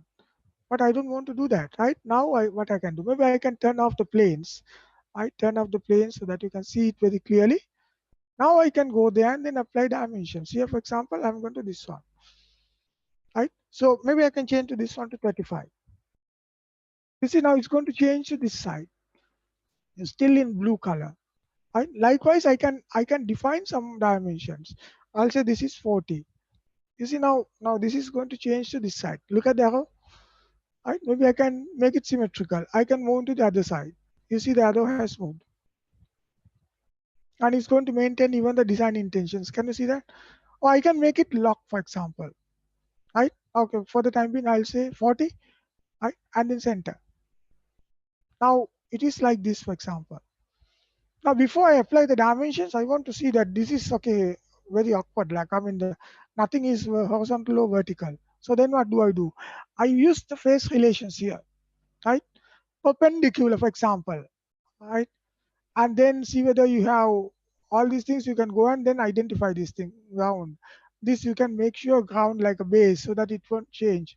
Unequal line, you see there, and then horizontal, vertical. I select this one, and then it says, read this one, prompt bar, click face or key point, right? I select this face, right? And that has automatically become horizontal. So I get the front view so that you'll be able to see that. Initial one was like that, but here it is now has become vertical. And then you can say accept, right? And then I would say perpendicular, for example, I'm going to select this plane, right? Accept, right mouse button, and click here. You see, could not be modified. Maybe I'll try to do it in the other way around. So for example, perpendicular, I'll cancel this and then select this one. Is that selected already? Yeah. Select this one, accept, and then select this one. You see what happened? Always the first one will change. Now you go to the front elevation. Now that relationship is already maintained, accept. Now it is 90 degrees, right? How about the sketch? Sketch is already there. You can see the sketch. You can see the sketch. Maybe I'll go to the sketch view again. Now it's no longer connected with the sketch. If you want, I can go and modify the sketch. Then you can see the relationships are added, horizontal and vertical. And maybe I can do the same way for the other one, say the horizontal and vertical. I'll select this and maybe accept and select this one and then accept. Maybe, and then I want to make sure this is horizontal, accept. Right? So likewise, you can do it all these things and then accept. Right? So I have added many relationships you can see. These are what you call the face relation. That is how the synchronous modeling is going to work. Right? Or else maybe I can maintain, for example, the coplanar. Here there's nothing to coplanar, or I can say parallel, for example. Right? I can remove these vertical relationships and then define as parallel. So when I change this one, the other one will change. I'll show you the other details later, because otherwise you're going to get more confused. Now, for sketch, for example, you finish this one and go to the select button. Right click on the sketch, for example, or else maybe before that I will select the whole thing. I can drag this part maybe to this side, right? Just click. Or else maybe I can click on this face, right? Just double click here, click on this face, and then just drag on this one, right? Finish, right? Remember, I have defined what you call a horizontal relationship over there. But if I just click here and then modify this, you can see I'm going to make it symmetrical. Say, for example, modification. And it's going to violate the condition. It's going to maybe if I remove the design intention, right? Maybe it is possible. right? If you're not going to maintain the design intention, right, maybe it is possible. We'll try. Still, it's making. So if you remove one of the relations, that is how we're going to maintain that one. You see, intentions and the relations, then apply. That is why it says it is more easy. Now you can see it's going to violate this horizontal relationship, right? Because I define this one as horizontal. But anyway, you can remove that one. You can remove that one, right? And maybe if I change the dimension here to, I'll make it 60, right? And then enter, what will happen to the 43? Another thing. You see, it has become 35 or something. Maybe I'll change this one to into this direction. I'll make it 40 again. Right? Let's what happened to the 60?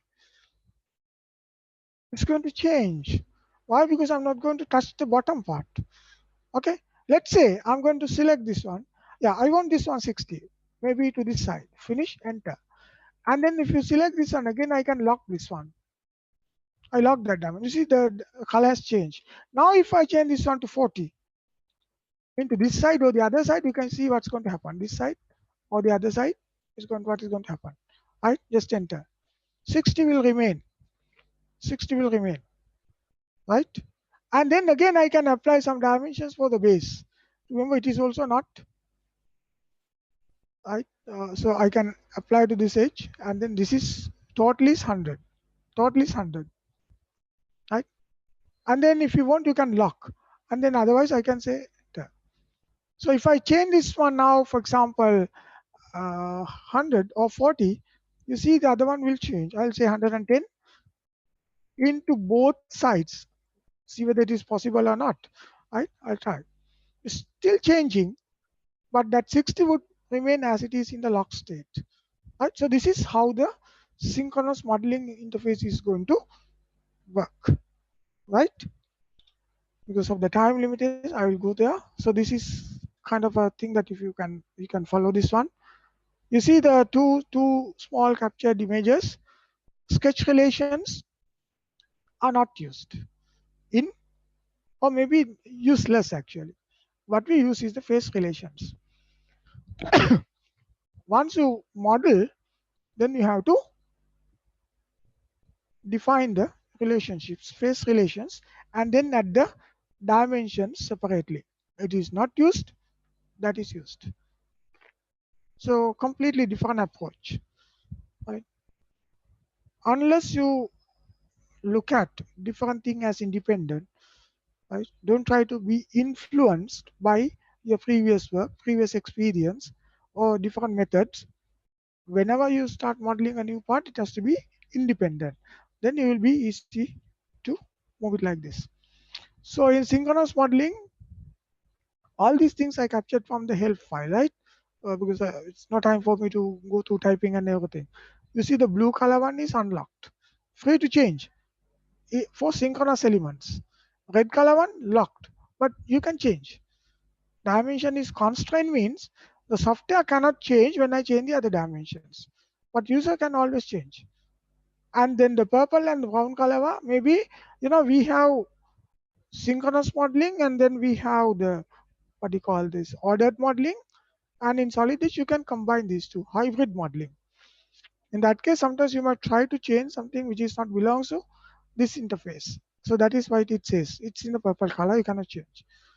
Or maybe dimension is not adequately attached to any element, for example, two endpoints or whatever it is. Dangling dimensions can also be there. Right? So this the locking thing I already demonstrated. Right? In what do you call ordered modeling, you can click on the sketch and then continue to, or the click on the sketching plane and then continue to sketch on something. But here it is not like that. Right? First you need to identify the plane and then lock it. Otherwise what happens? When you move the cursor, it's going to dynamically jump over to the other available planes. Otherwise, if you just click here, it will start producing your first element from this point onwards. Right?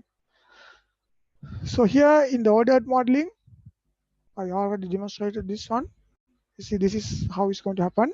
But I showed you, it's not just going to happen, right? You see on the left-hand side, I change this one, horizontal, vertical, 2 points, but the default is always horizontal and vertical, right?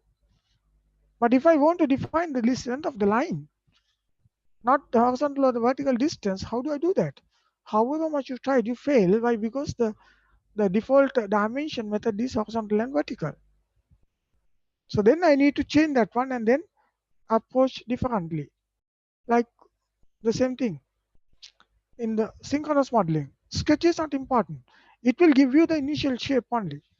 Of course, if you want, you can put correct dimensions, correct relationships. Relationships are, of course, not important at all because they're not going to transfer into the synchronous model. But the dimension will be transferred. Like this, for example, dimensions will be transferred. Or else later you can define your own dimensions, and then the sketch can be deleted, right? These are what you call the PMI dimensions.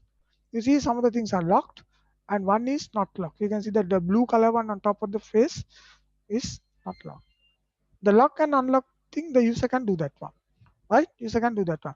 So if I switch to this one again, remember this is in the ordered modeling. If we go to the sketch, remember the sketch is now somewhere else. You change the sketch, nothing will happen. Even if you delete the entire sketch, nothing will happen to the model. It's just a kind of a scaffolding, right, or the temporary structure to build up this part. And after that, it is useless. It is completely driven by phase modifications. Completely driven by phase modifications. So that is why synchronous modeling is faster. You see now I have done some modifications, but still, apart from the relationship, still one protrusion. Still one protrusion. Right? You can drag, you can modify, all these things. It applies to the entire model, not feature by feature, right? So this is the advantage of the synchronous modeling. Any questions? Any questions? There is one, Dr. Hill. What is that? Let's see. Is the method to fully define the sketch using a single command like in SolidWorks? Maybe the question is already asked, right? Yeah. You can, right? But I don't recommend. I think nobody is recommending except those marketing people, right? Because this is going out of way. Your control is going out of way. It is the software is going to take control over the thing, right? So if you go to say for example either the solid, maybe let's say this one, like for example this, and you can say here the relationship maintain alignment, relationship assistance is already there, right? So if it is in a ordered modeling, it is important there. Otherwise, right, if you go to the sketch, if you right click and say open the sketch, say edit file, and you can see home there, you can see over here relationship assistant, right? So if you select this particular one and maybe click on the relationship assistance, it's going to sometimes show you, you see accept, you can see what you want to show, whether it is possible to move and then define this one. If you accept, sometimes you see the difference. If there are some differences, then it will show you, or else you can select the entire thing, or else you can go to the settings and then change, add dimensions automatically. Whenever you create, it will add the dimension automatically. But anyway, the thing is, the dimension that I want to put may not be recognized by the software. That is why that feature is not that important for us especially. Right. Any questions? So, Not maybe. Yes. excuse me, I have a small question with regarding to the assignment that you have uploaded to the Moodle. Yeah. So in that assignment, you have mentioned that we have to use a software version of Solid Edge 2019 or lower. But Yeah. most of us downloaded Solid Edge by using the link provided by the Dr. by Dr. Lihir. In that, we were able to download the version 2021. So will that be a problem? Yeah, 2021, I all have it already, right? Don't Uh-huh. worry, go ahead with that one. Because Oh, I thought maybe most of you have, because otherwise it's, but anyway, when you do the project, right, make sure that all use the same version, right? So that it will be easy for even us to evaluate and everything else, right? Maybe 2021, if you decided 2021, it's okay. But I don't know whether all laptops is going to support 2021 version. As you know, the software, get the later releases is going to ask for more computer resources, right? Maybe the speed might be not enough, whatever the OS version might be not enough. Sometimes you have to install some DLL files, all these things. So that's why I thought maybe 2019 is now a little back. 20 is there, 21 is already there, 2022 is I think already released or something, right? So that's why I thought maybe if you use same version, it's okay. Maybe let's decide in 21. That's okay. Or even the student version. Some are using even the student version. If you have it, right? I myself can manage, but only thing is switching from one to one will take time. But let's have it like what do you call 2021. okay, sir. Thank you. Right. So this is what I'm going to discuss. Maybe the left command and maybe the whole command a little bit, pattern, and then the mirror command. I'm just going to show you something what is possible and not, right? And then maybe you can follow, because there are many like advanced options are there. I'd say I remove this. I will just try to show you something, right? How a loft can be done. Of course, in the synchronous environment may be difficult, but I'll use the part environment, right? So maybe I'll finish this one and then say I don't want to save it. I don't want to save this one too. Maybe I'll start a new file and then go into the my template already created, and make sure you are in the ordered modeling. Fine. Right. Then we have the loft command here. Loft is something like, you see the small animation over there. You have multiple cross sections. And then you can control the body in between, right? So controlling the body would be something else. And also at the end also you can control. Suppose you want to join this one to something extensive part, right? That also you're going to have some control. Right? This is called lofting, is maybe in other words you can say blend between sections. So you need at least minimum of 2 sections, right? Minimum of 2 sections. In addition to that, if you want to control how it is going to build up between the 2 sections, because sections, the profile will be exactly the shape, right? And then in between, the software is going to interpolate. That's why we call blend, mixing. But if you want to just follow it called a set path, then we have what you call the guide curves. The guide curves, right? So let's try to define this one, right? So because we are in the ODET modeling, you can create your sketches first, right? You can create your sketches first and then use them to build up your loft, or else you can straight away start the loft command, and then while you're modifying the sketch, you can continue. We call internal sketches and the external sketches. I'll first follow the external sketch because it will easy for me to explain when you see all the sketches. I'll select on this one, maybe plane. Okay, let's say the coincident plane. This one, right? I'm going to have maybe a rectangle with center coinciding with that one. I will apply the dimension so that it is easy for me to control the other section. But I'll say something like 75 and maybe say something like 50. It is fully defined, and then you close your sketch, right? And then finish. I'm just terminating the command. I'm still in the sketch mode. So I can select coincide plane. Maybe I can sketch on this plane, or maybe this plane, or else I can create another plane. Let's say I want to create a parallel plane. Where is the parallel plane? This one. Maybe click on this one. You see, it's going to define the values. I'll say something like, say 75 again, somewhere there, finish, right? And then the plane setup is done, already done. You can get into the appearance. No, maybe not. Okay. Wait. Okay.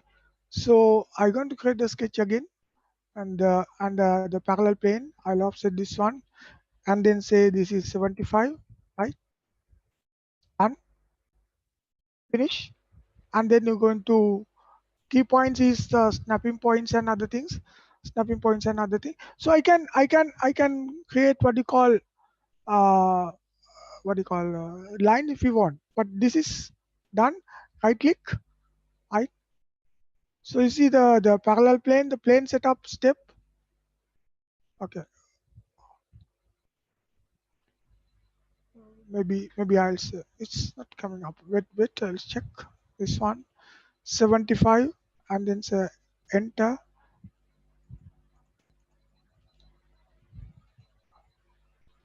Probably one of the windows is hiding behind me. I don't know whether it is in my other screen. Right, so this, okay, maybe I'll cancel this. I'll create one more plane first. Here you have the planes over here, more planes. I'll create the parallel plane first. Select this, right? I see some window is hiding behind me, right? Let's try again. Parallel plane.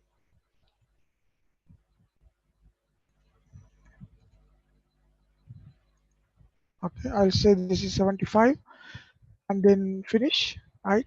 I can click on the, that is why something is happening. Maybe let's try it.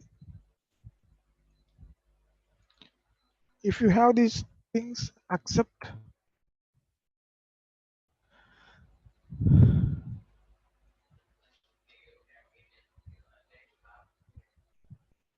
It's nothing there. I'll check again.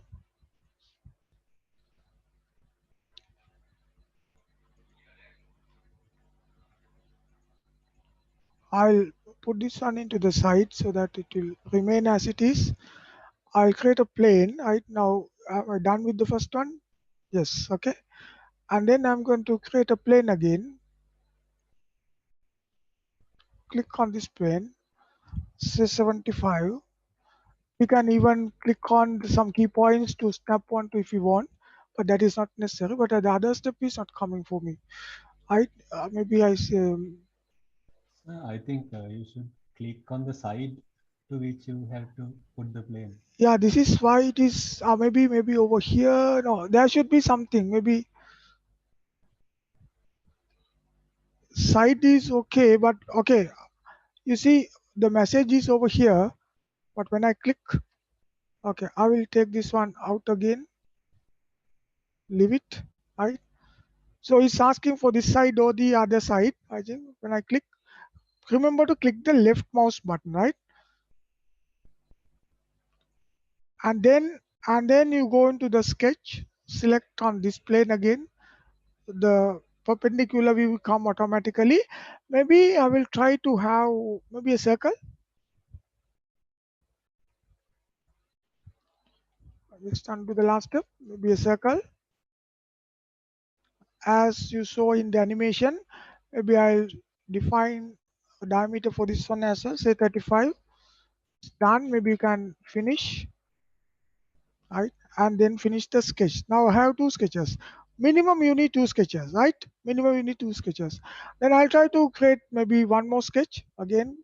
Maybe the parallel pen, maybe to this one or the other one. Remember, it is important, right? If you select this one, then there will be a parent-child relationship between this one and that, right? Otherwise, if you select this one, the distance will be from here, say like this, and then again you define. I'll say something like 50, which is a bit smaller, right? Bit smaller, and then I will have maybe another rectangle over here. I should be a rectangle, right? So maybe over here, and then I will make it a bit small or bigger.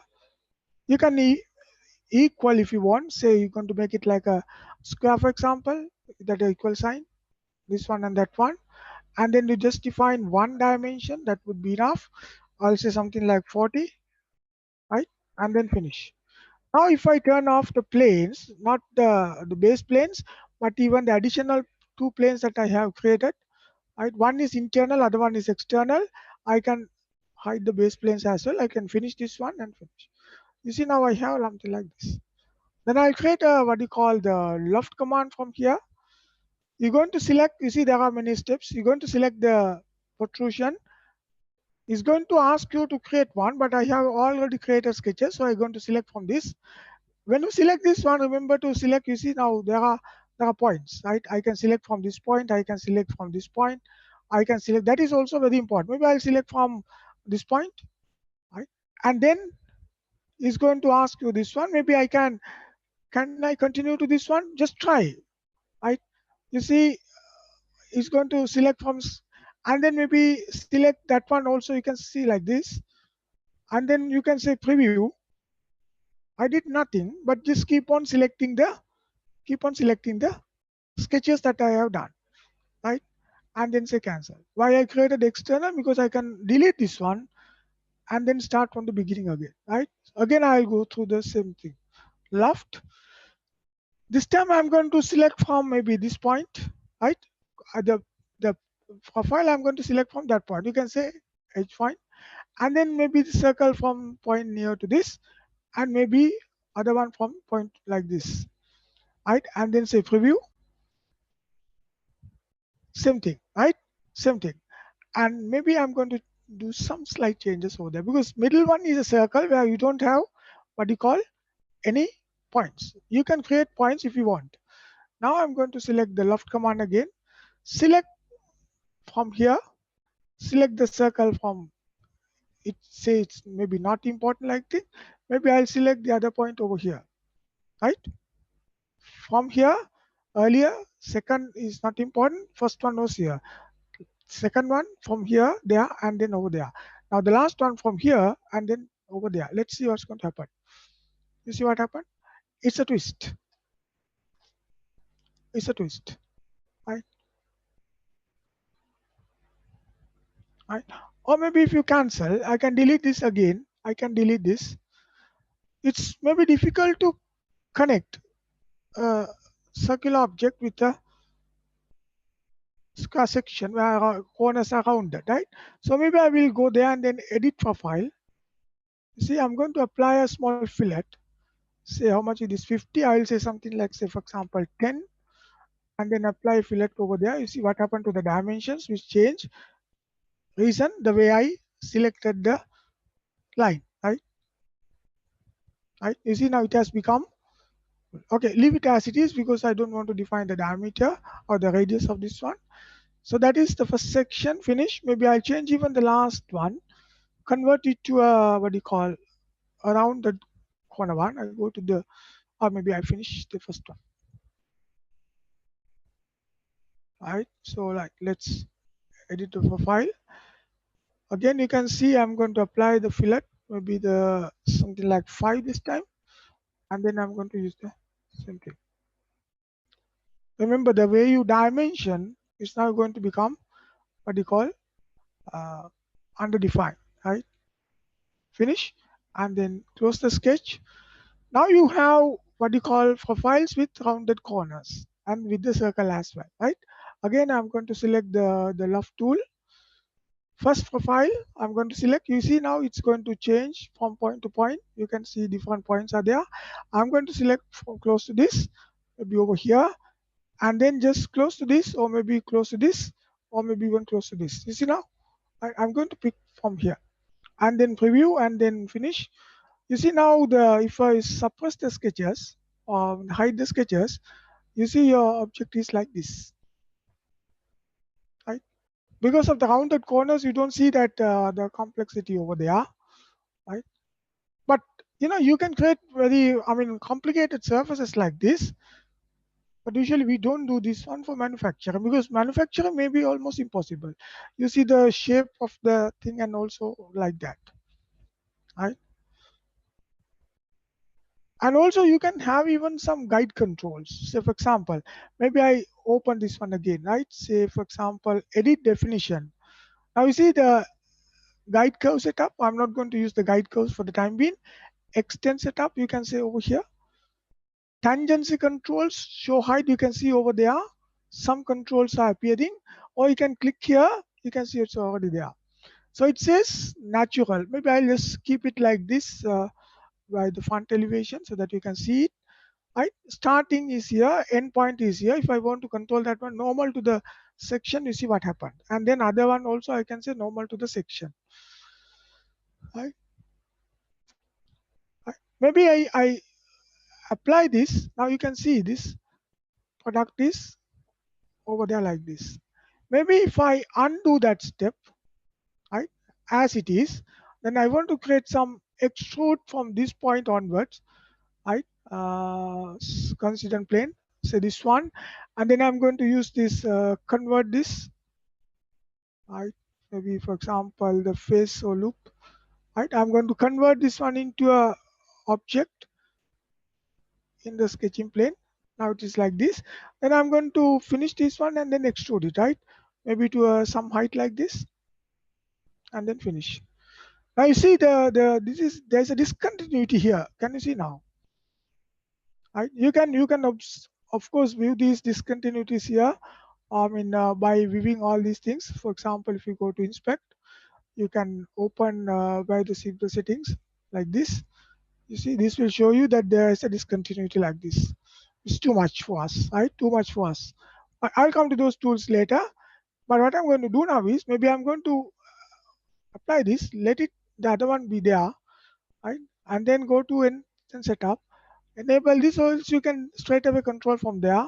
And then I'll say normal to surface. That is beginning. Or maybe you don't need that one.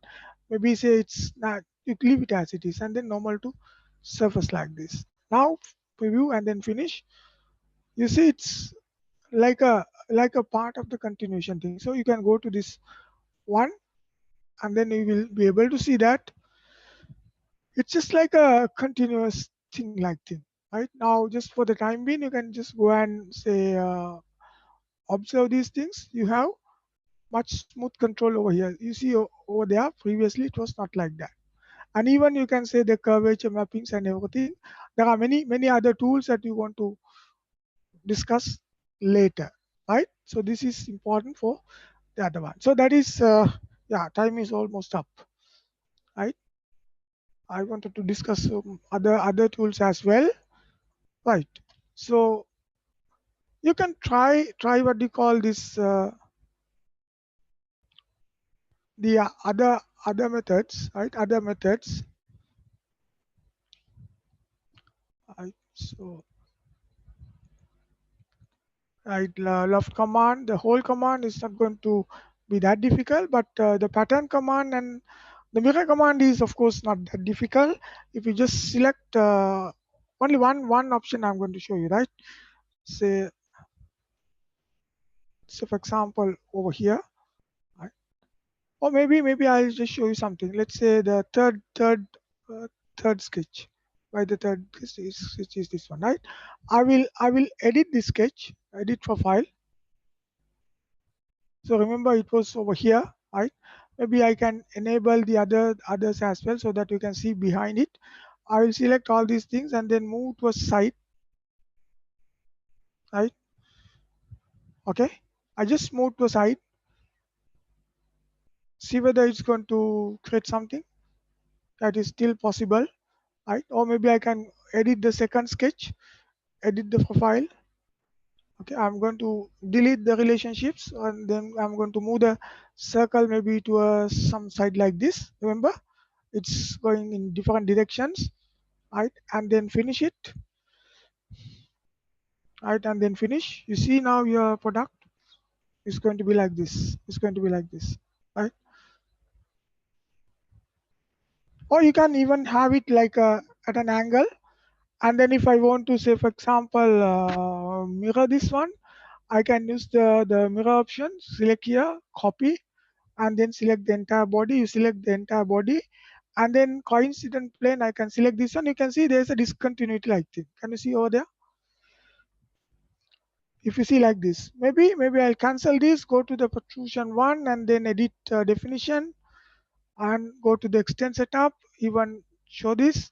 I'll say this is also normal to the profile, and then this is preview. See, now I have changed that one, right? I'll just keep it as it is, right? Now you can finish. Now you see now that discontinuity is not there, right? Turn off the sketches. Now you see the discontinuity is not there, right? So likewise, you can keep on adding many things. Keep on adding many things. I'll just say here, so for example, I'll say is there wood quality? Yeah. For the entire body, you'll apply this one, then you will be able to see that the change. You see now, right? So that is the loft command. Okay. Anyway, because the time is up, I will stop from here. Right? Please practice on the next time. Otherwise, it's going to be difficult. Otherwise, I have to keep on talking the importance of your practicing another thing, right? And then I will be able to even explain. Now this is only only set of options available with the loft command, right? So you can have even more. I didn't show you the guide curves and other things, right? Because there are certain other things I need to discuss with the guide curves. But you can always try. You can always try. Guide curves is not important or not compulsory. Even for the sweep command, it is also not compulsory, right? Not compulsory, right? Right. Any questions?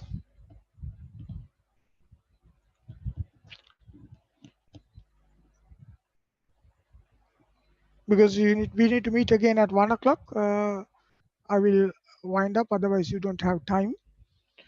You need time to discuss all these things. But anyway, in my what do you call the next seminar, right? I'm going to give you what I missed in this particular one, the pattern and other things. Just a very brief introduction. Because later you can extend those things always. Then we'll see what should be your approach to model the gearbox, right? How to define the gear wheel, which can vary depending on the gear ratio, the number of teeth, and then the shaft diameter, gear wheel hub diameter. How do you going to match these two?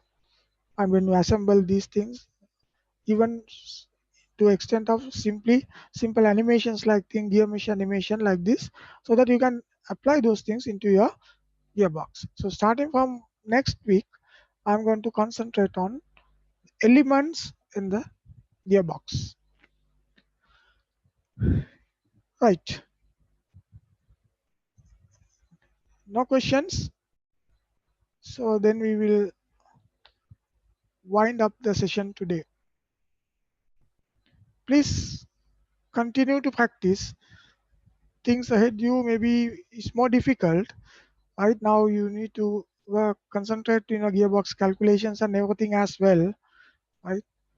Now by that time you should have some experience in solid modeling. That's why we took this series of seminars and other things. Right. Now before you start creating your solid model in the solid edge, you need to practice, understand what you are doing, whether it is the right thing you do, whether there's no time for you to come back and change your simple mistakes. You might have to change because of the things fail, because of the strength is not enough or whatever it is, but not for that, for your own faults, ignorance. Don't let your model fail. For that you need to practice. Okay then.